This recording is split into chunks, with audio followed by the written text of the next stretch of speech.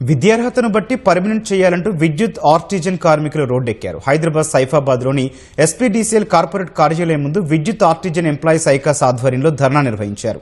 Artisan కార్మికులకు APSCB service రూల్స్తో పాటు 2026 వేతన సవరణను అమలు చేయాలని కోరారు.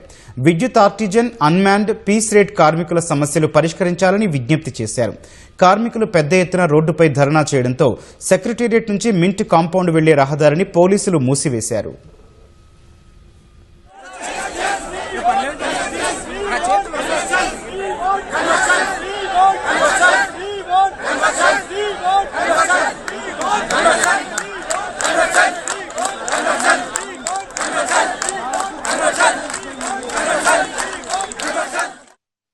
మేమేమి గుంతమ్మ కోరికలు కోరడం లేదు, మా జీతాలు పెంచమని అడగడం లేదు.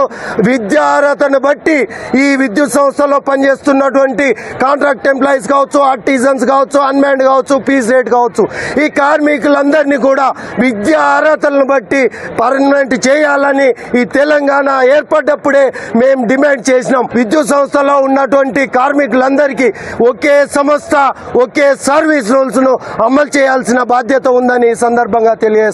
దాదాపు 30 సంవత్సరాల నుంచి ఈ సంస్థను నమ్ముకొని దాదాపు 30,000 మంది పనిచేస్తారు. బ్రిటిష్ కాలం నాటి సర్వీస్ రూల్స్ ఇందులో చేర్చడము, 1947 సర్వీస్ రూల్స్ చేర్చడము, మరి అవి అగమ్య గోచరంగా ఈ ఆర్టిజన్లకు అవి మరణ ఘోషగా మారినాయి.